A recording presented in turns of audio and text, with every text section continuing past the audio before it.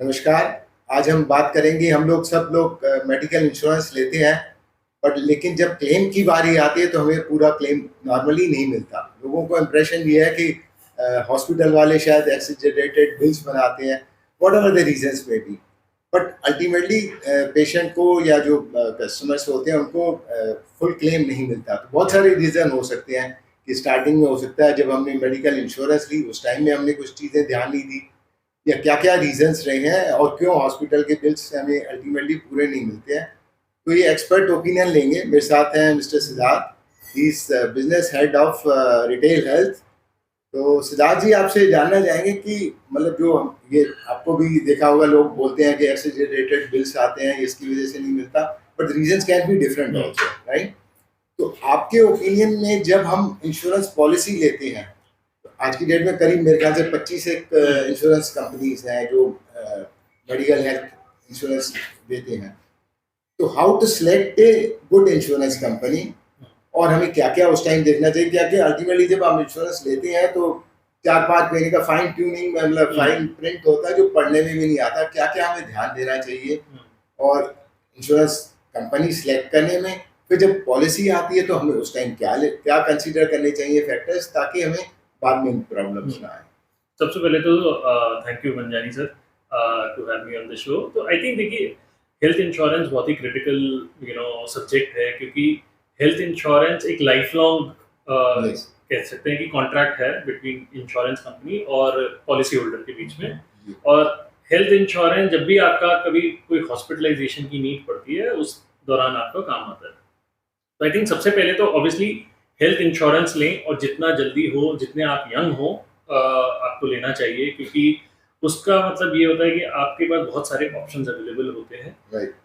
तो ये सबसे पहले आई वुड सजेस्ट सबको कि ये ज़रूर करना चाहिए। दूसरी चीज़ है कि देखिए, बहुत सारी इंश्योरेंस कंपनीज हैं, जैसा कि आपने कहा मार्केट में, जिसमें अलग अलग टाइप के प्लान्स हैं।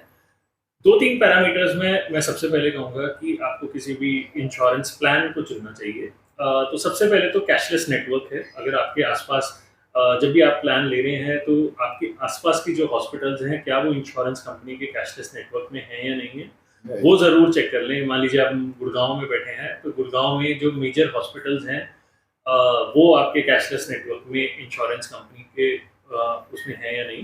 तो इससे ये डिसाइड होता है कि जब भी अगर आपको क्लेम की ज़रूरत पड़ेगी तो आपको अपनी पॉकेट से पैसे नहीं देने पड़ेंगे और आपका पूरा क्लेम कैशलेस में हो जाएगा।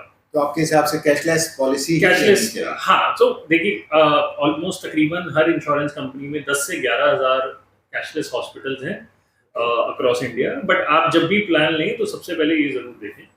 दूसरा चीज़ मैं कहूँगा कि इंश्योरेंस प्लान्स में आप ये ज़रूर देखें कि उसमें किसी तरीके की रूम रेंट कैपिंग, कि भाई आप 5,000 रुपये तक का ही रूम ले सकते हैं, या फिर इस तरह की कैपिंग की आपकी कोई सब लिमिट्स लगी हो। तो उन प्लान्स की जगह आप ऐसे प्लान्स को प्रेफर करें जहाँ पे कॉम्प्रिहेंसिव कवरेज हो, जैसे इस तरह की कोई कैपिंग ना हो। सबसे इम्पोर्टेंट कैपिंग जिसको कहते हैं रूम पे होती है। अगर मैं सबसे पहले कहूँ तो आप कोशिश ये करें कि आपके इंश्योरेंस प्लान में at least single private AC room covered हो। आप एनी कैटेगरी रूम भी प्रेफर कर सकते हैं, वो ऑब्वियसली अच्छा है, बट किसी तरीके की रूम रेंट कैपिंग ना हो। या फिर अगर हो तो अगर आपको मतलब आप उसको ज़रूर चेक कर लें, क्योंकि उससे होता क्या है कि अगर मान लीजिए आपकी रूम रेंट कैपिंग है 5,000 रुपये, अब आप मान लीजिए गए किसी 10,000 रुपये की रूम की उस हॉस्पिटल में, तो आपका एक तो बैलेंस 5,000 रुपये तो आपको देना ही होगा। दूसरा जो उससे कहते हैं प्रोपोर्शनेट डिडक्शन, तो उससे रिलेटेड जितने एक्सपेंसेस हैं वो आपके डिडक्ट हो जाते हैं। मान लीजिए हॉस्पिटल में डॉक्टर की फीस है और भी जो खर्चे हैं, डायग्नोस्टिक्स वगैरह हैं, वो सब रूम की कैटेगरी पे डिसाइड होते हैं। तो ये ज़रूर आप ध्यान में रखें। तीसरा मैं कहूँगा कि आई थिंक बहुत इंपॉर्टेंट ये है, इंश्योरेंस कंपनीज आप अगर प्लान लेते टाइम ज़रूर जितनी भी आपकी अगर कोई पास्ट मेडिकल हिस्ट्री रही है, कोई मान लीजिए कोई सर्जरीज हुई हैं, कोई हॉस्पिटलाइजेशन हुई हैं, या कोई करंट लाइफस्टाइल डिजीजेज हैं, डायबिटीज़ है, हाइपरटेंशन है, थायराइड है, कोई हार्ट सर्जरीज हुई हैं, फॉर एग्जांपल स्टेंट डले हैं अगर आपको हार्ट में, तो वो ज़रूर आप मेंशन करके डिस्क्लोज कर देना चाहिए। बिल्कुल डिस्क्लोज जब फॉर्म भर रहे हैं, जब आप फॉर्म भर रहे हैं तो उसमें आप इनफैक्ट ये तो मेडिकल हिस्ट्रीज होगी। अगर कोई लाइफस्टाइल हैबिट्स हैं, कोई स्मोकिंग है, ड्रिंकिंग है, वो अगर आप सही सही डिक्लेयर करते हैं तो कोई इंश्योरेंस कंपनी में आपका क्लेम नहीं डिनाई हो सकता। ओके। राइट। होता क्या है कभी कभी जिससे आपने पॉलिसी ली है उन्होंने सजेस्ट कर दिया सर आप ये मत मेंशन करिए, या फिर आपको जैसे मान लीजिए कोई हार्ट की कंडीशन थी आप मत मेंशन करिए। राइट। तो वो एक छोटे से गेन के चक्कर में उस टाइम पे देन क्लेम के टाइम पे प्रॉब्लम आती है। दिक्कत आती तो उसको आप जरूर जो भी आपकी सही सही कंडीशंस हैं पास्ट में हो करंट में हो तो वो जरूर आपको जो भी आपको नोन है है डिक्लेयर करना वो चाहिए। आपको सही सही डिक्लेयर करना चाहिए। एंड चौथा मैं कहूंगा सबसे बड़ा जो रोल आता है आपने पॉलिसी कहाँ से खरीदी है, किससे खरीदी है। यस। राइट। तो ये क्लेम में आपका बहुत इंपॉर्टेंट फैक्टर प्ले करता है। अगर आपने जैसे इसमें मैं बहुत बोलना चाहूंगा जैसे पॉलिसी बाजार में हमारे पास अब 600 क्लेम्स एक्सपर्ट्स हैं। तो okay. Not just policy selling is one feature, तो क्लेम में आपकी मदद के लिए इनफैक्ट अगर कहीं भी हमें लगता है अगर हमारे कस्टमर्स का क्लेम रॉन्गफुली डिनाई हुआ है या फिर रॉन्गफुली कोई अगर रिजेक्ट हुआ है या फिर कोई पैसे जितने मिलने चाहिए थे उससे कम मिला है तो then we represent that case to the insurance company. तो ये बहुत इंपॉर्टेंट है जिससे आप ले रहे हैं पॉलिसी उससे कितनी क्लेम्स की समझ है, क्लेम्स की एक्सपर्टीज कितनी है। Right. Is it like may be बहुत छोटे स्केल पे है या फिर वो बड़े स्केल पे है या वो सारी इंश्योरेंस कंपनीज के साथ है। तो आई थिंक वो बहुत इंपॉर्टेंट फैक्टर भी है। मैं एक चीज और पूछना चाहूंगा coming back to the first question कि ये चीजें सारी सपोज आपने देख ली मेरे घर के आसपास 5 इंश्योरेंस हॉस्पिटल्स हैं जिनमें 3 में जैसे एग्जांपल स्टार हेल्थ की बात करता हूँ मैंने अपने लिया हुआ है एक 70 लाख का है बट 3 हॉस्पिटल्स हमारे घर के पास हैं पारस है फोर्टिस है आर्टिमिस है इसमें रिकग्नाइज्ड है और एशिया मरिंगो है और शेल्बी के अंदर नहीं है। तो जब इंश्योरेंस कंपनी आप कह रहे हैं तो आपको बेसिकली उस पे बेसिस पे देखना चाहिए कि घर के आसपास कौन सी नेटवर्क कौन सा है। अगर सपोज नेटवर्क 2 है जैसे एग्जांपल टाटा AIG है या ओरिएंटल है या क्या तो then how to select between these two depending on the premium और किस पे। तो देखिए 2-3 चीजें हैं स्टेप बाय स्टेप। सबसे पहले तो आपने कैशलेस देख लिया, मान लीजिए अगर कैशलेस सेम है तो फिर हम जाते हैं कि उसी प्रीमियम में आपको बेनिफिट्स क्या मिल रहे हैं। फॉर एग्जांपल आप बेटर है कि जहाँ कॉम्प्रिहेंसिव पॉलिसी है जैसे कि मैंने बताया कि अगर आपकी पॉलिसी में रूम रेंट कैपिंग नहीं है, एक में है एक में नहीं है तो ऑब्वियसली आप जिसमें नहीं है उस पर जाएं। तीसरा उसमें ऑप्शंस और क्या हैं जैसे मान लीजिए कंज्यूमेबल्स की कैटेगरी है जैसे कंज्यूमेबल्स एक बहुत इंपॉर्टेंट राइडर है। सिमिलरली अगर मान लीजिए अगर किसी को बीपी डायबिटीज है हार्ट की कंडीशन है तो अब कई इंश्योरेंस कंपनीज उसको ऑप्शन देती हैं कि आप डे 1 से कवर कर सकते हैं, थोड़ा सा एक्स्ट्रा प्रीमियम दीजिए और आपको 3 साल का वेटिंग पीरियड आपका एक तरीके से डे 1 हो जाता है। तो अगर जहाँ भी मान लीजिए इस तरह से अगर आप फिल्टर करते जाते हैं प्लान के फीचर्स के बेसिस पे तो उसमें से आई थिंक अगर आप इस तरीके से चलते हैं then you will arrive at 1 और 2 ऑप्शंस जो आपको जिनमें से भी देन आपको लगता है कि premiums are better and overall let's say उस कंपनी की हिस्ट्री क्या है थोड़ी सी मतलब कितनी पुरानी कंपनी है कितना बड़ा उसका लेट्स से इंश्योरेंस में हेल्थ इंश्योरेंस में स्पेसिफिकली स्केल है साइज है उस पे आप जा सकते हैं। Then you can decide. ये भी डिपेंड करता है कि आपके उसके नॉर्मली डिटेल्स देखें इस इंश्योरेंस कंपनी के परसेंटेज क्लेम्स कितने देते हैं और परसेंटेज क्लेम्स नहीं देते, ये भी ऐसा कोई फैक्टर होता है। सो ये भी क्लेम सेटलमेंट रेशियो होता है वो भी आप चेक कर सकते हैं, ऑब्वियसली वो भी एक इम्पॉर्टेंट पैरामीटर है। बट आई वुड से कि अगर आप इस तरीके से फिल्टर आउट करते जाते हैं क्योंकि प्लान टू प्लान लेवल पे और क्योंकि हेल्थ इंश्योरेंस एक बहुत पर्सनलाइज्ड प्रोडक्ट है क्योंकि एक किसी व्यक्ति की मेडिकल कंडीशन एक हो सकती है दूसरी व्यक्ति की कुछ और हो सकती है तो आई थिंक वो भी एक फैक्टर आप कंसिडर कर सकते हैं। एक और चीज पूछ रही थी नॉर्मली जो पोर्टेबिलिटी की बात करते हैं जैसे मोबाइल के अंदर भी करते हैं वैसे इंश्योरेंस कंपनी में होता है। मेरी जैसे 15 साल से किसी की चल रही है पॉलिसी, कई लोग कहते हैं बिकॉज ऑफ सर्टेन आपकी लिमिट्स नहीं बढ़ रही सीनियर सिटीजन्स के केस में आप किसी में और में पोर्ट करते हैं, कई कहते हैं पोर्ट नहीं करना चाहिए कई कहते हैं पोर्ट करना चाहिए जैसे कि भाई हम आपके सारे फैक्टर्स करें। तो what is your opinion on that? देखिए पोर्ट आप कर सकते हैं बिल्कुल क्योंकि अब depending on for example situation तो सबसे पहले आई थिंक जानना बहुत इंपॉर्टेंट है कि आप पोर्ट करना क्यों चाहते हैं। तो अगर आपके करंट प्लान में अब जब भी आपका रिन्यूअल आए उससे पहले ये जरूर देख लें कि आपकी करंट प्लान में क्या बेनिफिट्स फीचर्स हैं। तो जैसे कि मैंने एग्जांपल दिया कि अगर आपकी करंट प्लान में क्योंकि आपका मान लीजिए 10 साल से पुराना प्लान चल रहा है तो उसमें रूम रेंट की कैपिंग लगी हुई है कि भाई 5,000 रुपये का है, विच मीन्स कि आप जैसे ही किसी आज की डेट में अगर आप गुड़गांव, दिल्ली, एनसीआर, मुंबई में जाते हैं तो 5,000 रुपये में तो बहुत ही कोई रेयर हॉस्पिटल्स होते हैं जहाँ पे आपको रूम मिलेगा, विच मीन्स कि आप कम से कम 10 से 15,000 रुपये की कैटेगरी वाले रूम में शायद जाएंगे। इट मीन्स कि आपका जो करंट हेल्थ इंश्योरेंस है, जब आपने 10 साल पहले लिया था, उस नीड को आज शायद फुलफिल ना कर पाए। राइट, तो उस केस में आपको पोर्टेबिलिटी का ऑप्शन बिल्कुल एक्सप्लोर करना चाहिए कि आपकी डेट में क्योंकि बेटर प्लान्स आ गए हैं, आपको यहाँ पे फीचर्स बेनिफिट ज़्यादा मिल जाते हैं, आपको ऑलमोस्ट प्राइसिंग बेटर भी मिल जाती है या सिमिलर मिलती है, बट आपके जो कोर फीचर्स हैं वो आपके बेटर हो जाते हैं। रूम रेंट मैंने एक बात करी, दूसरी बात है जैसे कंज्यूमेबल्स एक बहुत इंपॉर्टेंट है, जैसे ग्लव्स हो गए, पीपी किट हो गई, ये सब जो एक तरीके से कंज्यूमेबल्स आपके ट्रीटमेंट में लगते हैं। तो जो पुरानी पॉलिसीज थी उनमें कंज्यूमेबल्स के बेनिफिट्स नहीं थे, नई पॉलिसीज में है। राइट, अब ये करीब करीब एक तौर पे 8 से 10% ऑफ द क्लेम वैल्यू इनकी होती है। तो मान लीजिए 10 लाख रुपए का किसी का क्लेम आया तो 1 लाख रुपए तो कंज्यूमेबल्स के अप्रोक्सीमेट लग जाते हैं। तो अगर आपकी पुरानी पॉलिसी में बेनिफिट्स नहीं है तो आप नई पॉलिसी में पुट कर सकते हैं, पुट करके फिर वो कंज्यूमेबल्स आ सकते हैं। I think consumables someone are saying around 80 है, उसमें से 40-50 मिलते हैं, बाकी नहीं मिलते, ऐसा कुछ होता है? नहीं, लार्जली आपको obviously depending on case to case, but largely आपको कंज्यूमेबल्स ऑलमोस्ट सारे मिल जाते हैं। राइट, अब इसमें आई थिंक इसलिए कोट करना एक इम्पोर्टेंट पैरामीटर है, बट अगर आपकी पॉलिसी में एग्जिस्टिंग सब कुछ है मान लीजिए, तो then again it's a different choice. But अगर आपको प्लान अपग्रेड करना है, विच जो करना चाहिए वो आपको करना चाहिए। दूसरा, अगर कब पोर्ट नहीं करना चाहिए ये भी इम्पोर्टेंट है। पोर्ट कब नहीं करना चाहिए, जब आपको पता है कि फॉर एग्जांपल अगले 1 साल में, अगले कुछ महीनों में ही मेरे को क्लेम लेना है। जैसे स्पेसिफिकली अगर मैं बात करूं सीनियर सिटीजन्स के केस में, मेरा कैटरैक्ट का एक आई का ऑपरेशन हो गया, दूसरे का होना है या दोनों का ही होना है, अभी मुझे पता है कि और डॉक्टर ने मुझे बता दिया है। उस केस में बेनिफिशियल ये है, या सिमिलरली नी रिप्लेसमेंट है, एक नी का हो गया या दूसरी का होना है, या फिर मुझे नी का रिप्लेसमेंट कराना ही है। उस केस में वी वुड सजेस्ट कि you go with the existing plan only, है ना? क्योंकि आप क्या होता है कि जैसे कि अब अगर आपने फॉर एग्जांपल फर्स्ट का करा लिया कैटरैक्ट, दूसरी आई का आपको कराना है, तो हो सकता है ऑब्वियसली सबसे पहले तो आपको ये मेंशन भी करना चाहिए प्रपोजल फॉर्म पे, तो दूसरी इंश्योरेंस कंपनी में put some sort of a copay या समथिंग।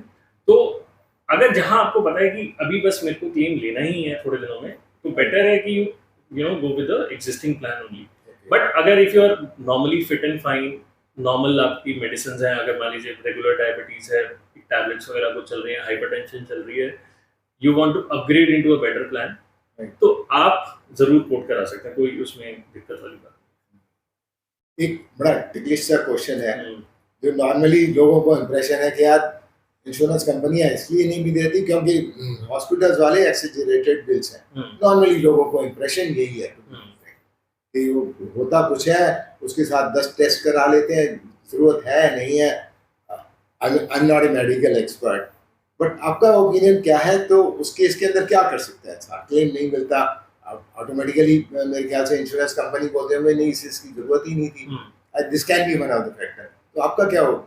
देखिए, इसको ना मैं 2 पार्ट में डिवाइड करूंगा। एक है क्लेम, लेट्स से एक परसेप्शन है कि क्लेम नहीं मिलता, और एक है कि क्लेम थोड़ा कम मिलता है। राइट, क्लेम नहीं मिलता का सिनेरियो तभी आता है जब आपने फॉर एग्जांपल कोई चीज़ है डिस्क्लोज नहीं करी।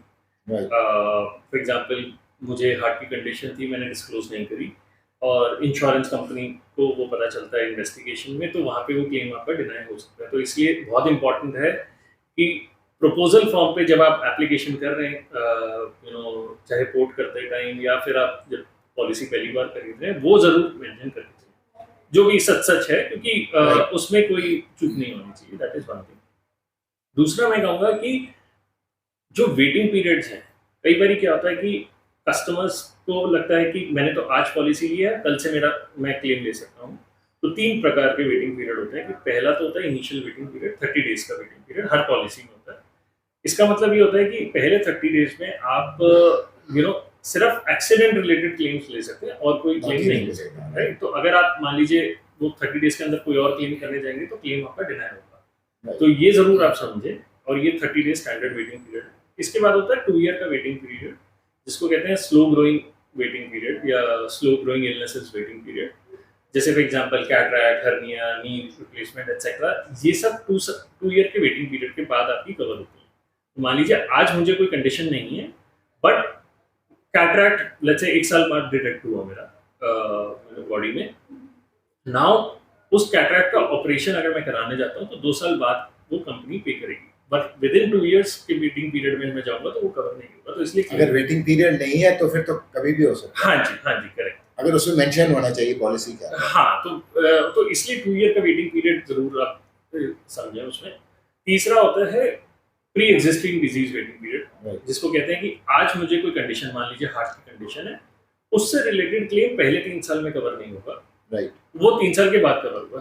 कई बार क्या होता है कि कस्टमर्स को वो वेटिंग पीरियड की नॉलेज नहीं होती, तो अगर मैंने 3 साल से पहले ही वो क्लेम फाइल किया तो मेरा क्लेम डिनाई हो जाएगा।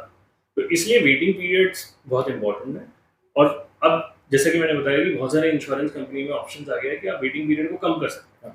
आप थोड़ा सा 20% प्रीमियम ज़्यादा देके डे 1 कवर्स हैं, तो diabetes, hypertension, asthma, cholesterol, heart condition और भी बहुत कुछ आप डे 1 से कवर कर सकते हैं। तो ये एक ऑप्शन है, तो ये इसको हमेशा लेना चाहिए। दूसरे पार्ट पे आते हैं कि क्लेम मेरे को कम मिलता है। तो पहला पार्ट हो गया क्लेम डिनाई होता है। इसके अलावा क्लेम डिनाई होने का कोई रीज़न नहीं है। या फिर क्या कहते हैं कि आपने फॉर एग्जांपल क्या कहते हैं कि क्लेम, जैसे बहुत कम केसेस में जिसको नॉर्मल किसी ऑनेस्ट कस्टमर के लिए नहीं है, बट कभी कभी क्या होता है कि कोई फ्रॉड एलिमेंट आ गया कि बीमारी नहीं थी, बट क्या कहते हैं हॉस्पिटल से बिल बना दिया, तो उस केस में that's called anyways a fraud aspect of it. Obviously वो एक ऑनेस्ट पॉलिसी होल्डर के लिए एप्लीकेबल नहीं है।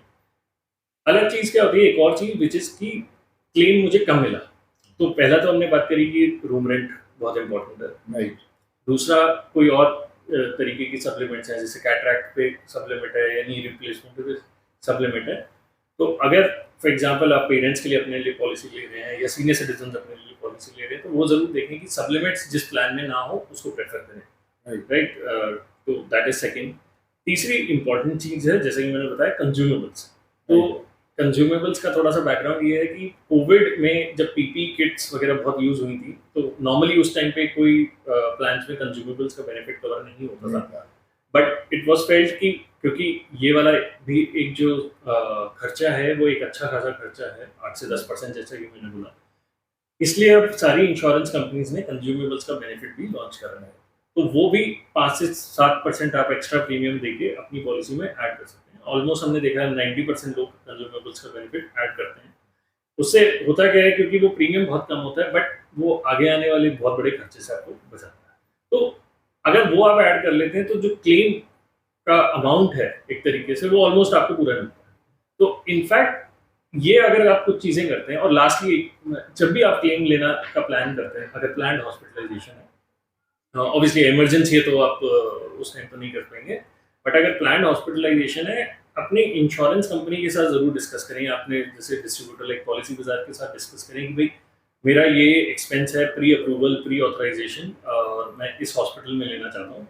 तो उससे क्या होता है कि आपको जो एक तरीके से पैकेज रेट्स होते हैं जो इंश्योरेंस कंपनीज और हेल्थ हॉस्पिटल्स के बीच अग्रीड होते हैं, वो आपको मिल जाते हैं, और इसमें आपका एक तरीके से पूरा सीमलेस एडमिशन और डिस्चार्ज।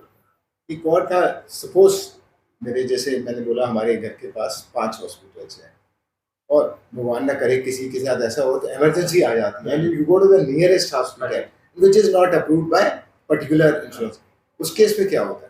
नहीं, तो देखिए उस केस में भी अगेन ऑब्वियसली अगर वो लाइफ थ्रेटनिंग इमरजेंसी है तो आप अपने किसी भी जो भी नियरेस्ट हॉस्पिटल में जा सकते हैं, बट इसमें इंपॉर्टेंट ये है कि आप विद इन 24 आवर्स अपनी एग्जिस्टिंग जो भी इंश्योरेंस कंपनी है उसको जरूर इन्फॉर्म करें कि भाई आई हैड दिस कंडीशन और मुझे इस कंडीशन में आना पड़ा। तो डिपेंडिंग ऑन सिचुएशन, क्योंकि मेडिकल केस, हर मेडिकल केस डिफरेंट होता है, देन द इंश्योरेंस कंपनी आपको गाइड कर सकती है कि भाई जैसे पेशेंट की एक तरीके से या तो 2 चीज़ें हैं विद द, तो एक कैशलेस एनीवेयर का जो इनिशिएटिव है स्टार्ट किया है रेगुलेटर द्वारा, उसमें बेसिकली ये है इंश्योरेंस कंपनी को अगर आपने इंटीमेट कर दिया, जैसे ही आप इंटीमेट कर पाते हैं, तो इंश्योरेंस कंपनी और हॉस्पिटल जो है कि अगर अभी जो नेटवर्क में नहीं है वो उसमें आपको कैशलेस की फैसिलिटी अवेलेबल करा सकती है। अच्छा, तो ये भी इसलिए बेनिफिट है वो आप जरूर उसको इन्फॉर्म वेरी करें। इंपॉर्टेंट। बिल्कुल, तो ताकि आपको अपनी जेब से खर्चा ना करना पड़े। बाई चांस अगर मान लीजिए ये होता है कि कैशलेस की फॉर सम रीजन 1% केसेस में कैशलेस की फैसिलिटी अवेलेबल नहीं हो पाती, तो आप अपनी तरफ से पे करके रीइंबर्स कर सकते इन्वेस्ट हैं, मिल जाता है। रीइंबर्समेंट में आप कर सकते एक लास्ट क्वेश्चन, हैं। सपोज कुछ भी जो भी हुआ, मतलब अपने फैक्टर्स लेने के बावजूद भी, उसके बावजूद भी उसका डिफरेंस ऑफ जितना उसे खर्चा हुआ और मिला नहीं उतना, तो is not satisfied suppose someone, तो whom to complain, और किसको कोई जैसे जैसे बोलते हैं ना आर्बिट्रेशन होता है, या कोई हायर अथॉरिटीज में बिल्कुल। जाइए, वहाँ पे उस पे अपीलेट में जाइए, तो कहाँ कंप्लेंट करनी चाहिए और कहाँ से इनको रिजोल्यूशन मिल सकता है या सॉल्व प्रॉब्लम सॉल्व हो सकता है? नहीं, ये बहुत इंपॉर्टेंट आपने आई वुड से सवाल पूछा है। देखिए, मैं इसको 2-3 पार्ट में डिवाइड करता हूँ। तो वन इज कि जैसा कि मैंने पहले बोला कि आपने जिससे पॉलिसी खरीदी है वो बहुत इंपॉर्टेंट है। Eight Okay. पॉलिसी बाजार हम क्या करते हैं कि हम एक क्लेम समाधान ऑर्गेनाइज करते हैं इंश्योरेंस कंपनी के साथ और कस्टमर के साथ, जहाँ पे कस्टमर्स आते हैं, इंश्योरेंस कंपनी के भी जो पर्सन हैं वो भी आते हैं, एंड उसमें obviously and we as a neutral party and benefit to the customer, we also understand, जैसे हम समझते हैं, हमारी टीम में पूरी एक एक्सपर्टीज है कि भाई आपका क्लेम इसमें कितना मिलना चाहिए था, नहीं मिलना चाहिए था, और अगर लेट्स से कोई भी उसमें डिस्क्रिपेंसी है तो एटलीस्ट आपको एक्सप्लेनेशन है। तो वन, सबसे पहले तो वी इंश्योर कि आपको जितना ज़्यादा हो और पूरा क्लेम हो आपको इंश्योरेंस कंपनी के द्वारा मिले, so that is one thing.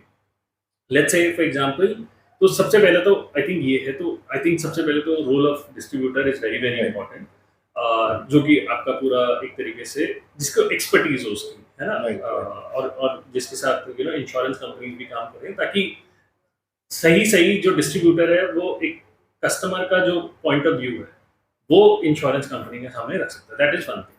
मान लीजिए, और मोस्ट ऑफ द केसेस मैं कहूँगा कि हाँ इस लेवल पे सॉल्व हो जाते हैं, Right. But just in case अगर आपको नहीं उस चीज़ से एक तरीके से सेटिस्फैक्शन मिला है, तो अगेन इंश्योरेंस कंपनी में ओम्बुड्समैन या नॉर्मली ओम्बुड्समैन को आप रीच आउट कर सकते हैं, आप रेगुलेटर को रीच आउट कर सकते हैं, रेगुलेटर कौन सा? IRDA। IRDA। हाँ जी, ओके। आप ओम्बुड्समैन सबसे पहले तो रीच आउट कर सकते हैं। ओम्बुड्समैन तो कंपनी का ही हुआ ना? नहीं, Insurance तो company का। Ombudsman is also independent authority, Independent from government of India। हाँ, तो यस। ओके। उसके बाद आप अगर आप ओम्बुड्समैन से भी लेट्स से अगर आप नहीं है सेटिस्फाइड, आपको लगता है कि मेरे केस में there is something else, then again you can reach to the court of law.